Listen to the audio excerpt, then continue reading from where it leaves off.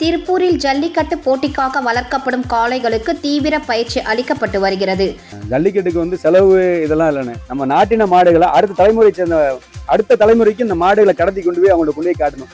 வெறும் போட்டோவும் சிலையாவும் கொண்டு போய் இந்த மாதிரி வாழ்ந்துச்சு காட்டக்கூடாதுன்னு. இந்த உயிரோட வச்சு இந்த உயிரோட உள்ள ஒரு ஜீவனை நம்ம கூட ஒன்றி பிறந்த நம்ம கூட பிறக்காத ஒரு சகோதரனை அடுத்த தலைமுறைக்கும் கொண்டு போய் காட்டணும்ன்றக்காக மட்டும் தான். ஒரு செலவு பார்க்க மாட்டேன்.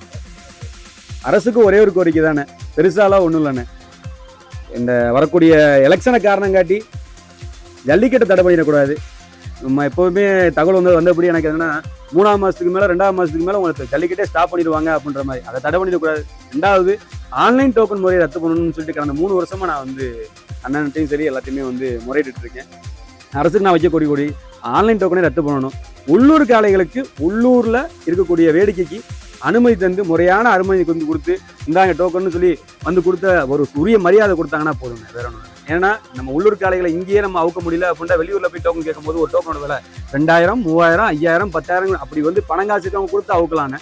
எங்களை மாதிரி சாமானியர்கள் அவுக்கணும் அப்படின்னா உள்ளூர் காளைகளுக்கு உள்ளூர்ல முறையான மரியாதை கொடுத்து நம்ம அவுக்க வைக்கணும் மாட்டோம்.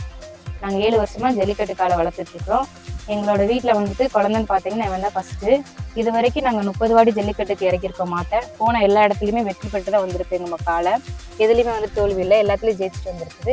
எங்கள் வீட்டில் ஒரு குழந்தைய தான் பார்த்துட்டு இருக்கோம். இவங்களுக்கு நாங்கள் எந்த மாதிரி ஜல்லிக்கட்டுக்கு ட்ரைனிங் கொடுப்போம்னு பார்த்தீங்கன்னா டெய்லி நடப்பயிற்சி இருக்கும். அது பார்த்தாதுன்னு பார்த்தீங்கன்னா தீவனம் மூட்டையில் எல்லாமே வாங்கி வச்சுருக்கோம். குச்சி புண்ணாக்கு, பருத்தி கொட்டை புண்ணாக்கு இது எல்லாமே நாங்கள் மாட்டு கொடுத்துட்ருக்கோம். ஜல்லிக்கட்டுக்கு ட்ரைனிங் கொடுத்து நல்லபடியாக நாங்கள் வச்சுருக்கோம்.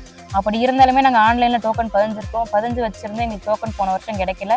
அதே மாதிரி இந்த தடவை நாங்கள் நம்பி பதிஞ்சிருக்கோம். எங்களுக்கு நல்லபடியாக டோக்கன் கிடைக்கணும். அப்படி ஆன்லைன் டோக்கன் கிடைக்கல அப்படின்னா எங்களுக்கு நீங்கள் கையிலையாவது டோக்கன் கிடைக்கிற மாதிரி பார்க்கணும்.